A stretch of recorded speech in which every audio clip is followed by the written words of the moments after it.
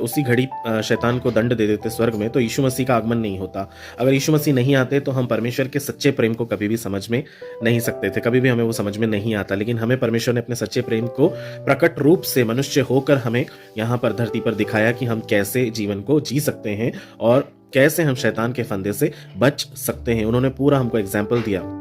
क्रूस की मृत्यु भी परमेश्वर ने इसलिए सही क्योंकि वो यीशु मसीह का दंड नहीं था, वो एक्चुअली शैतान की पराजय थी। उसका अधिकार छीन लिया गया क्योंकि सारा अधिकार परमेश्वर ने शैतान के हाथ से लेकर प्रभु यीशु मसीह को दे दिया और उसे हमारा शिरोमणि बना दिया। आप सोचिए कि उसके पास सब कुछ था, वो सर्वस्व को त्याग कर शून्य होकर इस धरती पर हमारे बीच में आकर डेरा करता है, शैतान को हराता है और सबसे दंडित, जो कहना चाहिए सबसे निचली स्तर की जो मृत्यु है, क्रूस की मृत्यु, उसको भी उसने सह लिया सिर्फ हमारे प्रेम की वजह से, और शैतान को उसने हरा दिया और सारा अधिकार उससे ले लिया कि अब तेरा कोई भी अधिकार इसमें नहीं है, क्योंकि जो कोई भी अब ये जान करके मसीह में आएगा वो नई सृष्टि हो जाएगा, और जो भी नई सृष्टि होगी उस पर दंड की आज्ञा नहीं होगी। तो किसी तरह से इन इंसानों पर दोष नहीं लगा पाएगा। इसलिए परमेश्वर ने उसको हराया यीशु मसीह के द्वारा। शैतान अभी जीवित तो है पर उसके पास कोई अधिकार नहीं है। याद रखिए मेरे प्रियो, शैतान जीवित है पर उसके पास कोई अधिकार नहीं है। इसलिए बार बार इस बात को क्लेम करें, अपने जीवन में शैतान को कभी भी हावी होने ना दें। चौथी बात, परमेश्वर अभी भी उसे क्यों अनुमति दे रहे हैं? क्योंकि परीक्षा से परिपक्वता जन्म लेती है।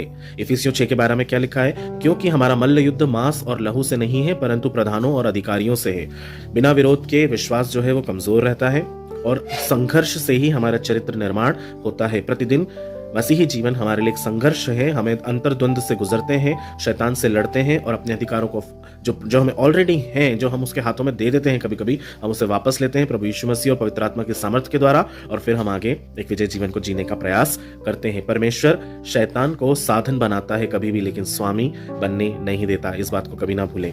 जब जो शैतान नष्ट करना चाहता है, परमेश्वर उसी से आपको तैयार कर देता है। इसलिए शैतान के पास आपके लिए कोई भी अधिकार नहीं है। अगर परीक्षाएं आती भी है तो ये याद रखिए कि वो आपको केवल और केवल परिपक्व बनाने के लिए आती हैं। पांचवी और अंतिम बात कि शैतान का अंतिम दंड क्या होगा वो हम सब जानते हैं। वो विलंब नहीं है लेकिन निश्चित उसका न्याय होगा। प्रकाशित वाक्य 20:10 में लिखा है, और शैतान आग और गंधक की झील में डाला जाएगा। न्याय टल जरूर सकता है पर कभी टलता नहीं है। वो देर से होगा जरूर पर होगा। परमेश्वर अपने समय का उपयोग करते हैं, वो कमजोर नहीं है। परमेश्वर कमजोर नहीं है मेरे प्रियो, वो सिर्फ इस समय दे रहे हैं कि सारी सृष्टि इस बात को जान ले कि शैतान का असली चरित्र क्या है। और जिस दिन सब लोग जान लेंगे उसी दिन वो दिन होगा जब सर्वस्व का घुटना टिकेगा और हर जुबान